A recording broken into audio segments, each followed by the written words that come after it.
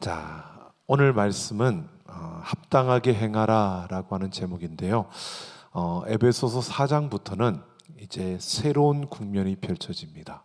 이전까지는 우리가 알아야 될 그러한 모든 것들을 신학적인 기초에 대해서 단단히 기초를 다지며 이렇게 신학적인 이론적인 것을 이야기했다면, 이제 4장부터는 어떻게 살아야 하는가라는 것을 바울이 이야기하고 있습니다. 삶의 문제를 집중적으로 다루는 겁니다. 오늘 제목 1절 말씀에 합당하게 행하라 라고 하는 이 말씀을 가지고 합당하게 행하라 라고 했는데, 이 말을 그냥 우리가 그 원문을 그대로 말하면 이런 겁니다. 바르게 살자. 이거를 아주 예쁘게 꾸며놓은 말이 합당하게 행하라 라고 하는 겁니다. 그러니까 바르게 살자는 겁니다. 바르게 살자는 말인데요, 어려울 때일수록 우리는 바르게 살아야 됩니다. 힘들고 어려울 때일수록 우리가 더욱더 바르게 살아가야 되는 게 오늘 우리의 삶의 모습입니다. 그래야 빛이 나는 겁니다. 오늘 아름답게 찬양해 주신 것처럼 정말 하나님 앞에서 그 예수 그리스도가 더욱 빛나는 것은 세상이 온통 어지럽고 혼란스럽기 때문이고요. 그 가운데 우리가 그 예수를 닮은 모습으로 바르게 살 때 하나님은 정말 그 가운데서 하나님이 하나님 되심을 보여주신다는 겁니다. 바울이 오늘 1절에서 권하노니라고 하는데, 이 권한다는 것은요, 내가 깨달은 것을 내가 전할 만한 사람에게, 내가 이걸 전하면 그 사람이 그거를 받아들이고 그 깨달음을 그대로 받아들여서 그대로 살 수 있는, 그래서 어떤 이 신뢰의 관계가 형성된 사람들에게 말하는 것을 권한다라고 하는 겁니다. 이 신뢰의 관계가 형성되지 않은 상태에서 말하는 게 아니고요, 바울은 지금 이런 신뢰의 관계가 형성된 가운데 너희에게 내가 이렇게 권한다라고 말하고 있는 겁니다. 그 한마디는 그냥 바르게 살라는 겁니다. 부르심에 합당하게 행하라 라고 하는 건데요, 하나님의 부르심을 받았으면 그 특권을 받은 거고, 그 특권을 가진 자로서 우리는 그 하나님의 특권을 가진 자답게 바르게 이 세상에서 살아야 한다는 겁니다. 하나님이 우리를 부르셨습니다. 그 부르심에 합당하게 사는 것은 내가 하나님의 자녀답게 바르게 사는 것을 말합니다. 그러면 내가 하나님의 자녀답게 바르게 살려면 어떻게 살아야 되느냐, 어떻게 살아야 되느냐에 대해서 바울이 말해주는 겁니다. 오늘 2절 3절에서 그 답을 4가지로 말해줍니다. 겸손과 온유로, 오래 참음으로, 그리고 용납함으로, 그리고 힘써 지키는, 이것을 4가지를 강조합니다. 그러니까 우리가 하나님의 자녀로서 우리가 이 세상을 살 때 이 4가지 이 모습을 가지고 살아야 된다는 겁니다. 그러면 바르게 살 수 있다는 겁니다.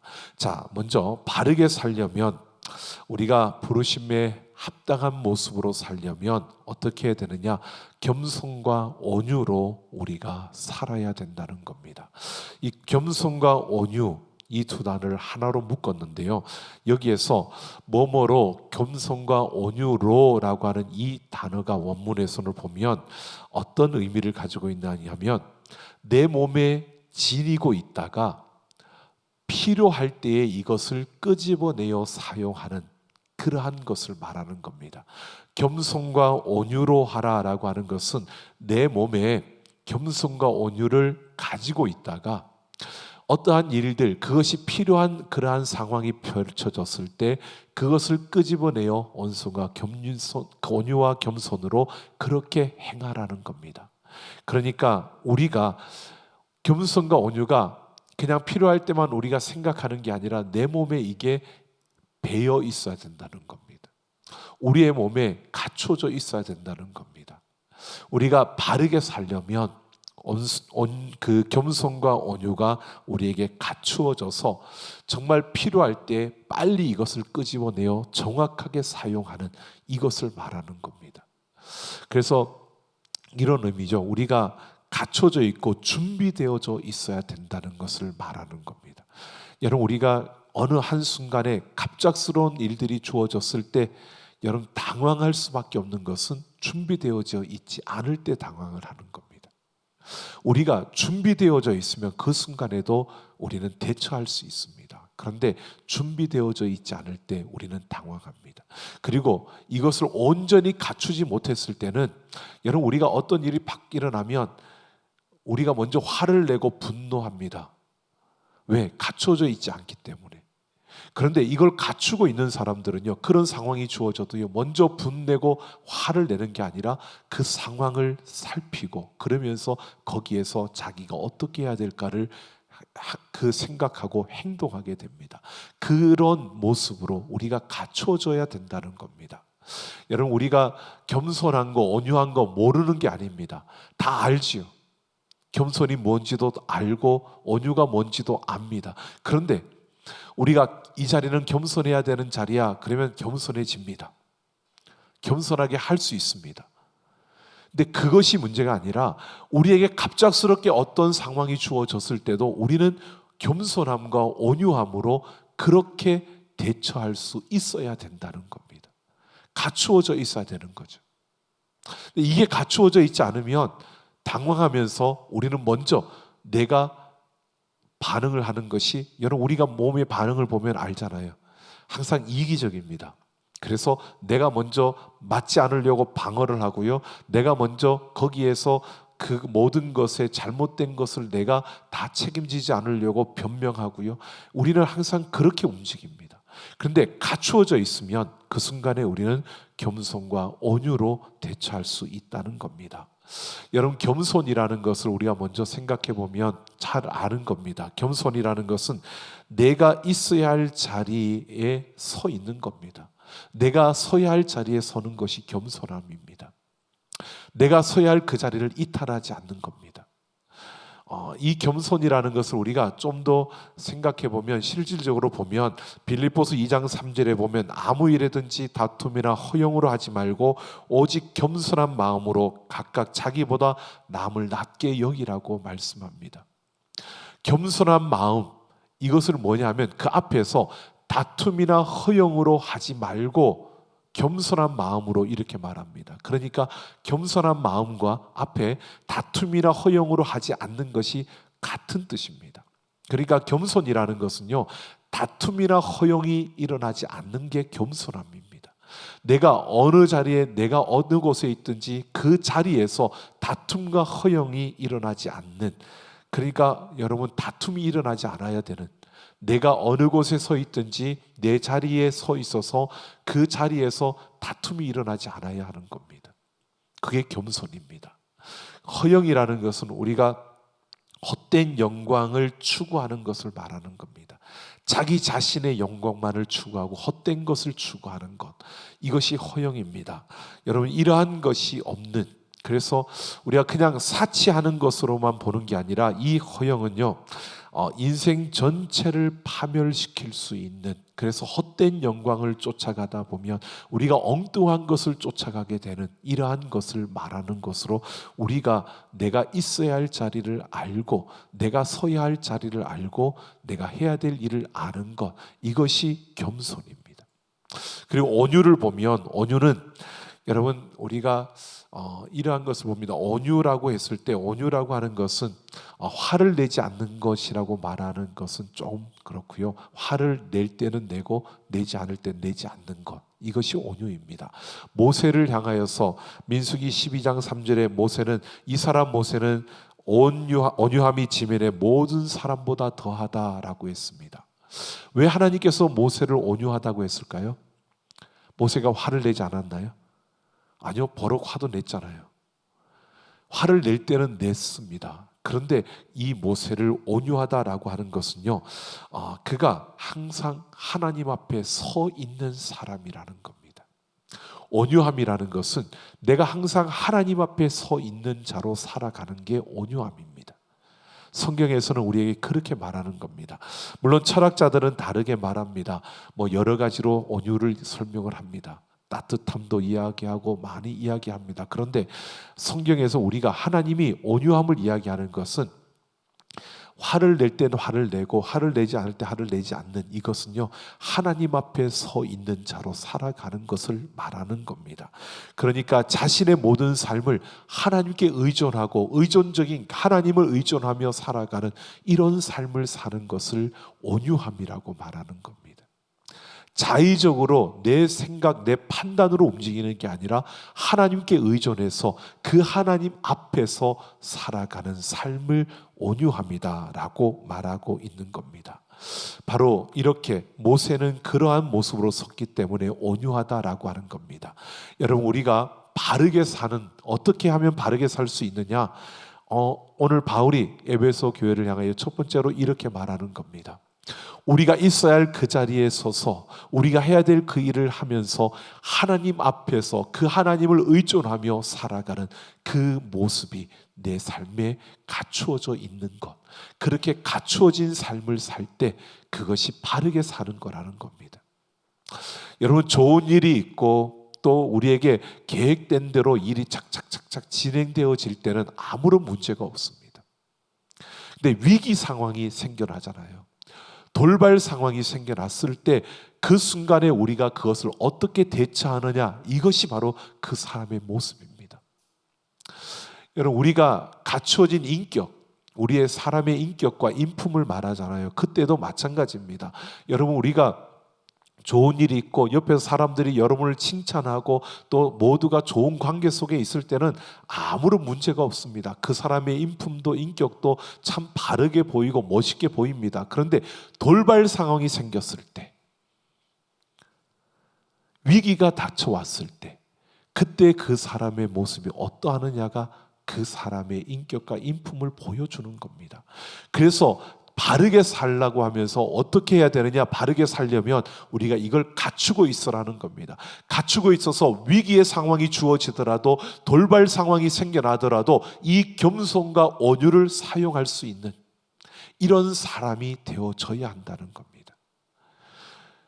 여러분, 우리가 그렇잖아요. 운전을 할 때도, 죄송합니다, 아직 저도 부족합니다. 그러니까 이해하고 들어주십시오. 운전을 할 때도 제가 운전을 참 열심히, 이번엔 지난 여름에도 제가 운전을 하고 이렇게 우리 처가 식구들과 같이 이렇게 갈 때에도 아주 천천히 잘 갔습니다. 그랬더니 며칠 지나고 우리 그 처가의 형님들이 운전 참, 김 목사님이 참 요즘 운전을 천천히 하시네요. 그래서 형님이 저한테 그렇게 말씀하셔서 예, 이제 마음을 잡아야죠 그랬는데, 아니요.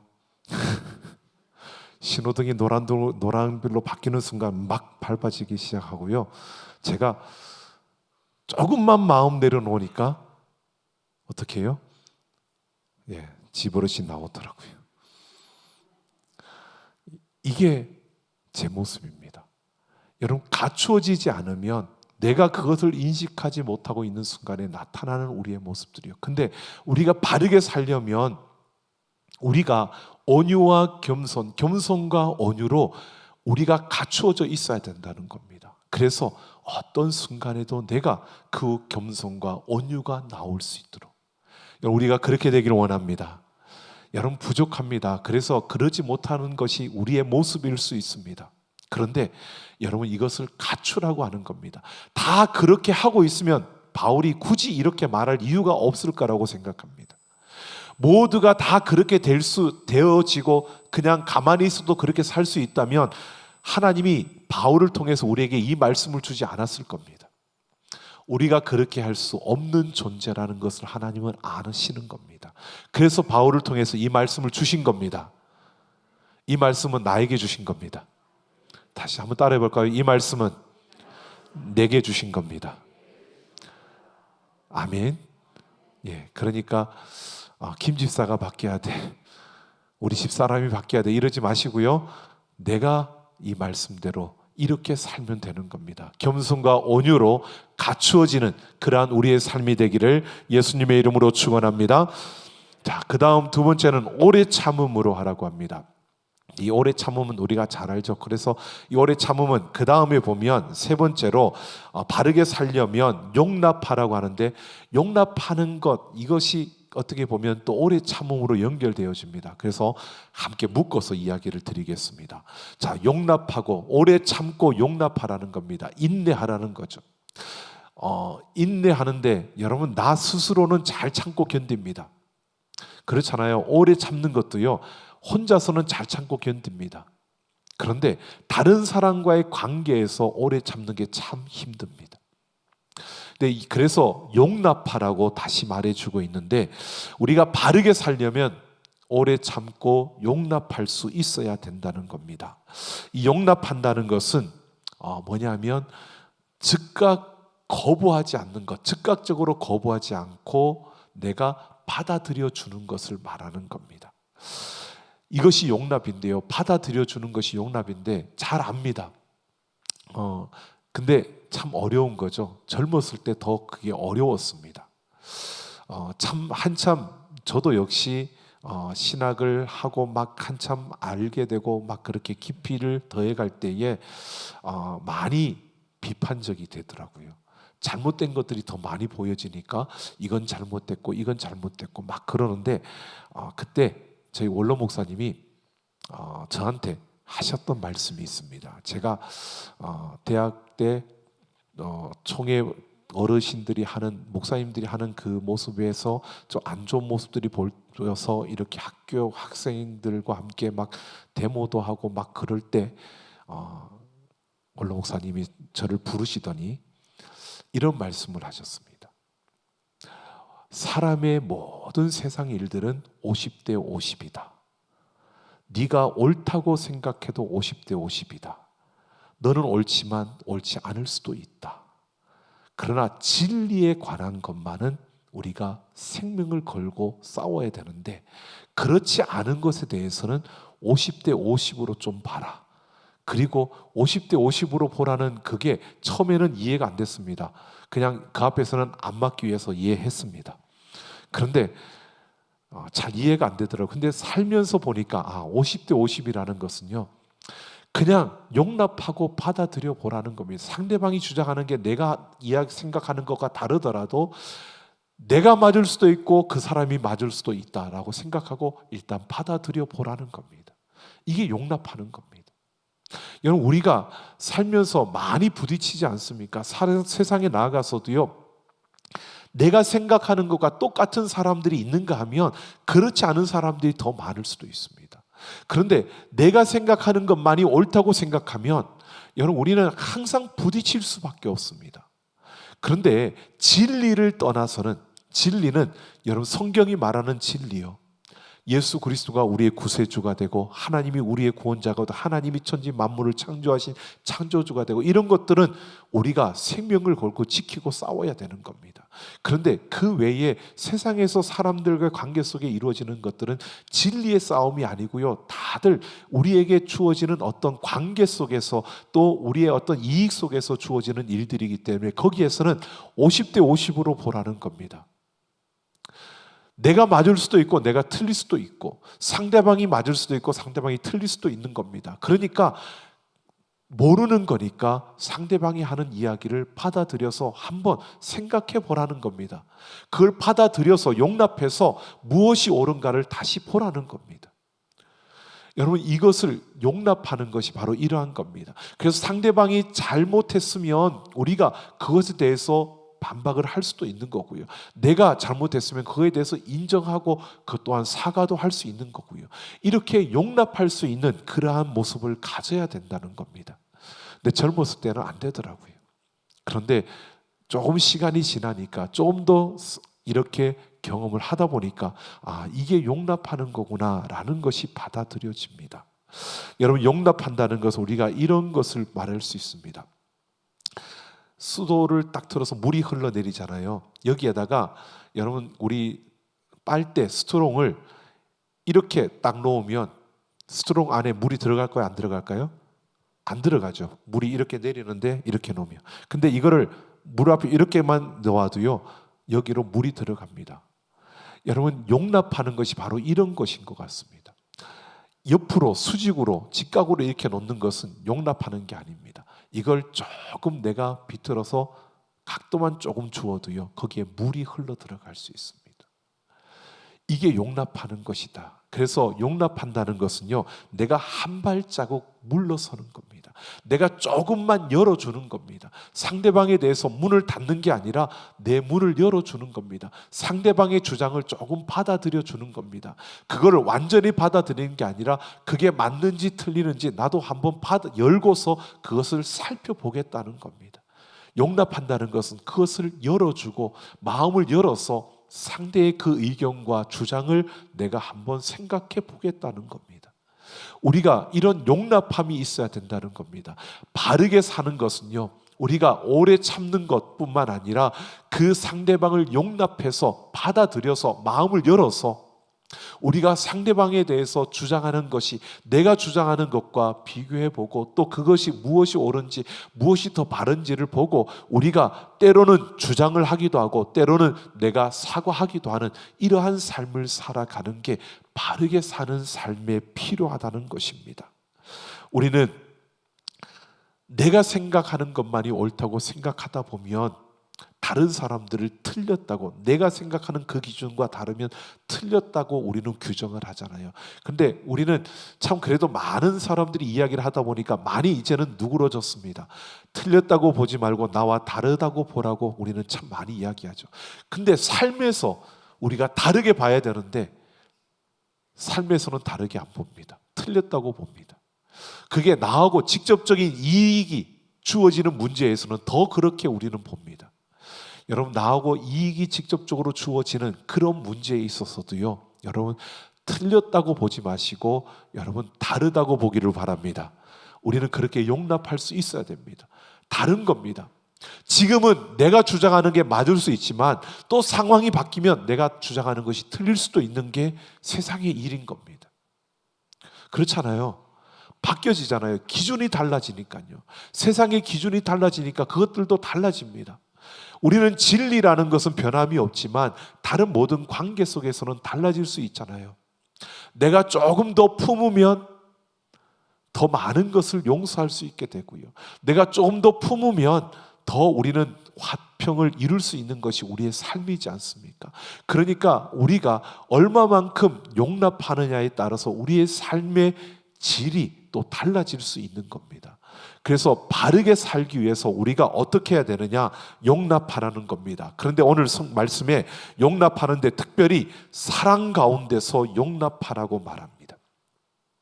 이게 중요합니다. 사랑 가운데서. 이 사랑은 예수님의 사랑을 말합니다. 예수님의 사랑 가운데서 용납하라는 겁니다. 예수님이 우리를 어떻게 사랑하실까요? 예수님의 사랑은요, 여러분, 예수님 매일매일 우리를 사랑해 주십니다. 우리는 그 사랑 가운데 살아가는데 예수님 매일매일 우리를 용납해 주십니다. 사랑으로요. 자, 오늘 그래도 주일이니까 오늘 여러분 잘 사셨죠? 그래도 주일이니까 나쁜 짓 안 하고 잘 사셨죠? 다른 날은 우리가 조금 나쁜 짓 하더라도 주일날은 그래도 주일이니까 라고 생각하고 그래도 예배도 드리고 이 오후 예배까지 오신 여러분 정말 위대하신 분들, 여러분 우리는 잘 사셨을 거라고 생각합니다. 그런데 여러분 정말 잘 사셨습니까? 여러분 가만히 우리가 나는 별일 없이 잘 살았는 것 같은데도 불구하고요, 가만히 생각해 보면 그러지 못한 게 우리의 모습입니다. 왜? 우리가 그렇게 생겨 먹었습니다. 그런데 주님은 우리를 사랑으로 용납하시는 겁니다. 그래서 우리는 하나님 앞에 기도하려고 딱 엎드릴 때마다 여러분 제일 먼저 이 음성이 들려야 됩니다. 오늘도 예수님이 나를 용납해주고 있다는, 오늘도 예수님이 나를 용서해주고 나를 용납해주고 나를 씻어주고 있다는 것을 우리는 느껴야 합니다. 우리는 죄인입니다. 그래서 조금만 내버려둬도요, 우리의 생각이 끝없이 죄악으로 뻗어가는 게 우리의 모습입니다. 그런 우리들을 예수님은 매일매일 용납해 주시고, 여러분 용납해 주시는데, 여러분 우리가 뭔가를 잘못했을 때, 뭔가 나쁜 생각을 했을 때 예수님이 그랬잖아요. 우리가 생각만 해도 그게 죄를 짓는 것이라고 그랬잖아요. 그런데 우리 안에 생각만 했고 그냥 지나갔는데 그걸 죄라고 여기지 않고 하나님이 우리를 용납해 주셔서 아무 일 없이 지나가게 하는 것만을 봐도요, 우리는 굉장히 큰 은혜를 잊고 사는 겁니다. 여러분들은 안 그런가 보네요. 뭔가 좀 좋은 거 보이면 나도 저거 갖고 싶다라고 하는 그 마음만 품어도 이미 도둑질한 겁니다. 그런데 하나님이 우리를 봐주고 계시잖아요. 우리를 용납해주고 계시잖아요. 우리를 품어주고 계시잖아요. 우리는 그런 삶을 살아가고 있는 겁니다. 그래서 사랑 가운데서 용납하라고 말하는 겁니다.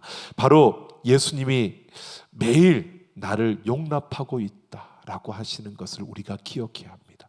예수님이 우리에게 그렇게 말씀하십니다. 내가 너를 매일 용납하고 있잖아. 내가 너를 매일 용서하고 있잖아. 내가 매일 너를 사랑으로 품어주고 있잖아. 우리에게 이렇게 말씀하시는 겁니다. 여러분, 우리가 내가 느끼는 것만 가장 우선으로 생각해서 우리는 그렇게 살아가다 보니까요, 내가 느끼는 괴로움, 내가 느끼는 아픔, 내가 느끼는 고통, 이것만을 생각하는데요, 그보다 내가 예수님을 더 아프게 하고 있고, 그보다 예수님을 더 고통스럽게 하고 있고요, 예수님을 더 슬프게, 더 우리는 그 예수님의 눈에 눈물이 나도록 그렇게 우리가 살아가고 있는 자들입니다. 그런데 예수님은 그런 우리들에게 내가 너를 사랑으로 품고 있다고 말씀하시는 겁니다. 우리는 그 사랑 가운데 우리가 살아가고 있다는 것을 잊지 마시고요, 우리가 바르게 살려면 사랑 가운데서 용납하라고 말하는 겁니다. 그래서 오래 참으면서 서로 용납하며 사랑으로 용납하며 살아가는 우리가 되기를 소망합니다. 그게 바르게 사는 겁니다. 자, 그리고 네 번째로 우리가 바르게 살려면 성령께서 하나 되게 하신 것을 힘써 지키라고 말합니다. 여러분, 우리에게 힘써 지키라라고 하는데 누가 하나 되게 했냐면, 하나 되게 하신 것을 힘써 지키라고 하는데 성령이 하나 되게 하신 것을 말합니다. 그리고 이어서 4절부터 6절 말씀은 삼위일체 하나님을 설명을 하고 있습니다. 성령, 그 다음에 성자, 그리고 성부 하나님이십니다. 이 성령과 성부와 성자 하나님, 삼위일체 하나님이 우리가 하나 되는 그 하나의 그 바로 기초가 되는 겁니다. 바로 그 하나됨은 성부, 성자, 성령 하나님이 하나됨, 여기에서 시작되는 겁니다. 그래서 하나가 되라는 겁니다. 성부, 성자, 성령 하나님이 하나이신 것처럼 우리가 하나가 되어져야 한다는 겁니다. 여러분, 성부, 성자, 성령님은 각각 그 다른 그 분들입니다. 그런데 이 세 성령이 하나의 한 하나님이 되신 겁니다. 우리가 이걸 이해할 수가 없는, 우리 이성의 밖에 있는 이해함인데요, 우리가 이해할 수는 없습니다. 그런데 이렇게 되어지는 겁니다. 성부, 성자, 성령 하나님이 각각 하나님이신데 이분이 한 분 하나님이시라는 겁니다. 그처럼 우리가 하나가 되어져야 된다는 것은요, 우리 각각이 하나이지만, 우리가 각각이 다르지만 우리가 성령 안에서 하나가 되어지는 것이라는 겁니다. 하나라는 겁니다. 우리는 몸된 교회, 예수 그리스도가 머리가 되시고 몸으로 구성되어져 있는 하나의 교회입니다. 그래서 예수 그리스도 그 아래 우리는 각 지체로서 하나인 것입니다.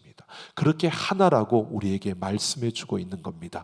이것을 지키라고 말합니다. 그러니까 이것을 힘써 지키라는 것은 하나 되는 것이 임무라는 겁니다.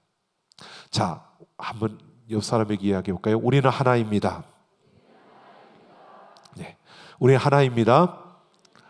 자, 우리가 하나인데요, 하나라는 것은 나 개별적으로도 나지만 우리가 하나라는 것은 우리가 하나라는 겁니다. 한 사람. 그러니까 우리는 똑같다는 겁니다.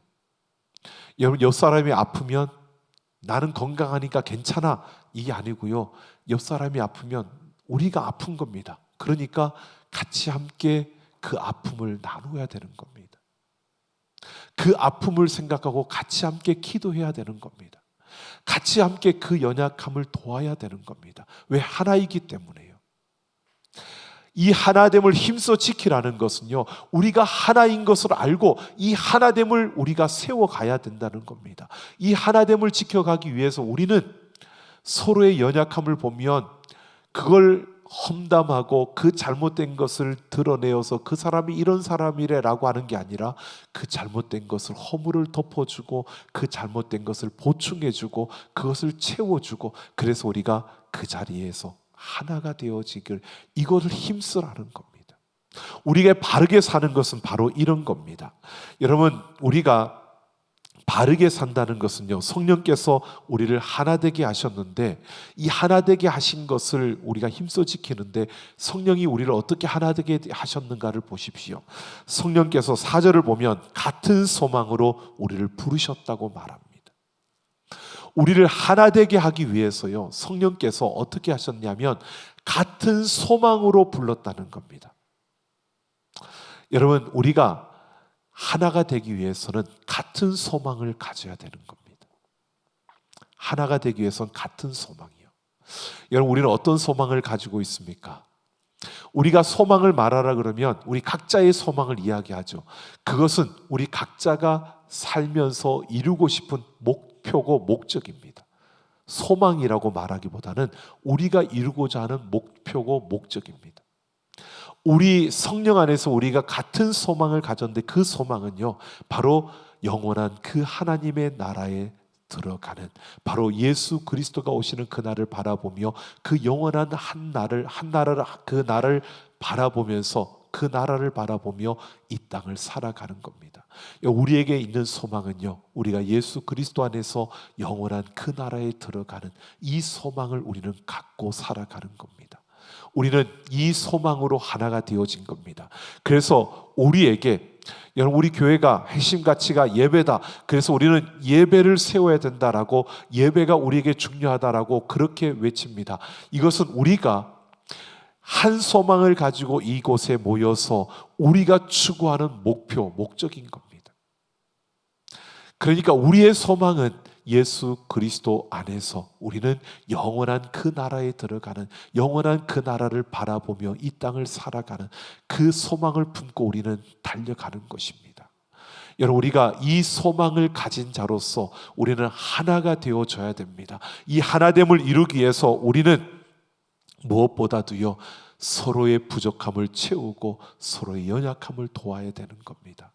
우리가 예배를 중요하게 여기고 그 목표를 이루어 가려고 달려가지만 우리는 한 소망을 품고 달려가는 것이기 때문에 앞서 있는 이들도 있고 뒤처진 이들도 있습니다. 그럴 때 앞선 이들은 뒤처진 이들을 붙잡아주고 또 그들과 함께 손잡아주고 같이 함께 하려고 하는 겁니다.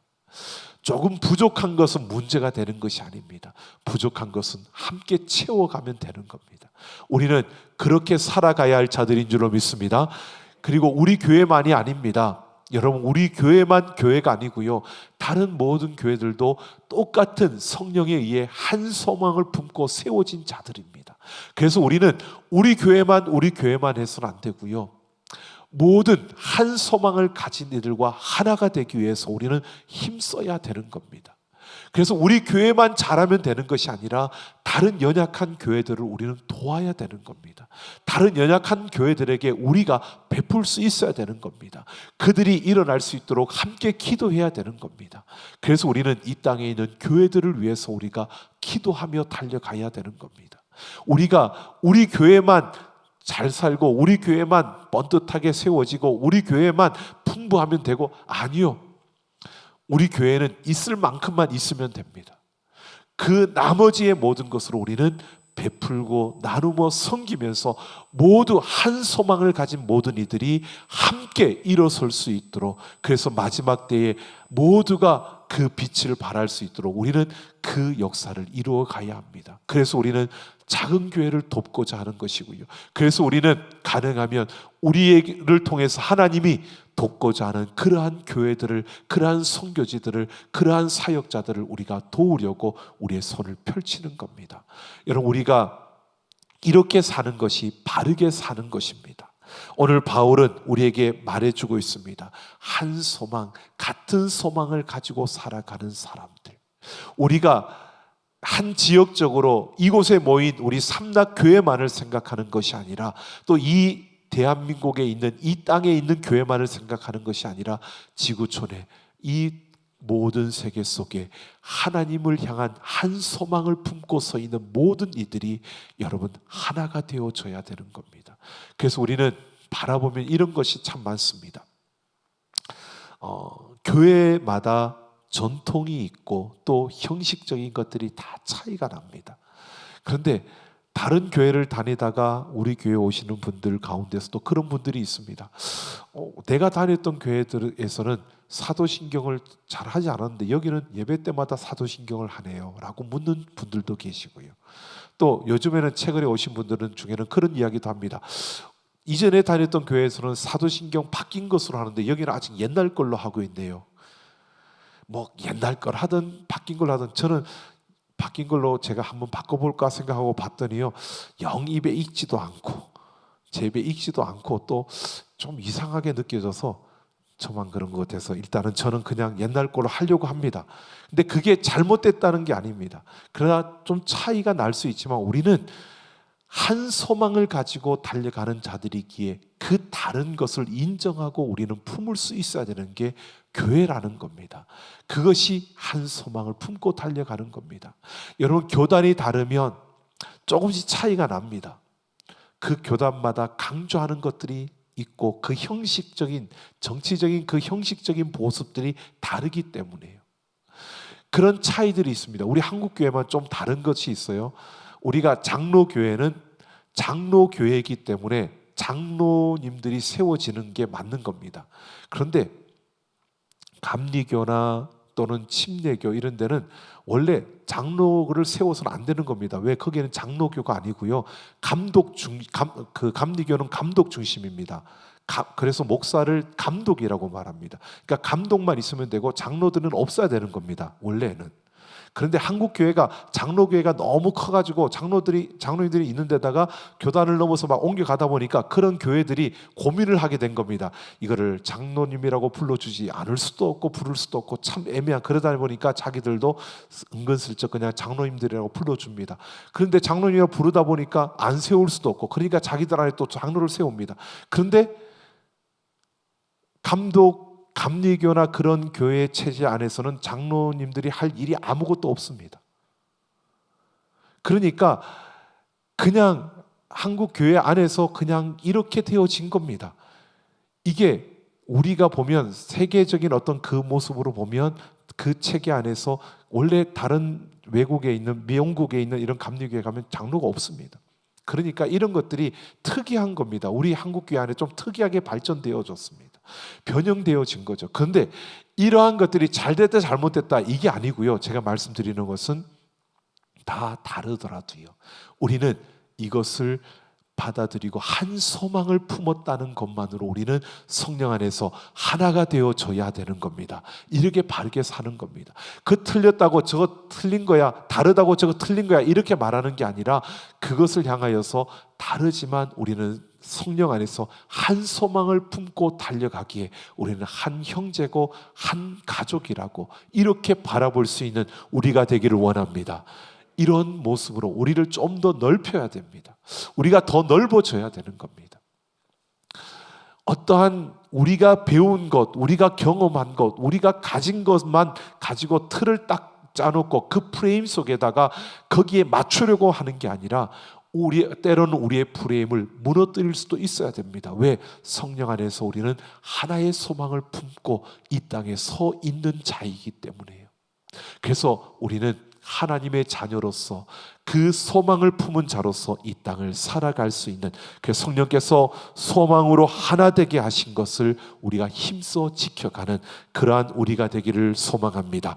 그 하나가 되게 하시는 성령께서 우리를 하나 되게 하기 위해서 평안의 줄로 매었다고 말합니다. 성령께서요, 우리 모두에게 화평케 하도록 그렇게 묶어주신다는 겁니다.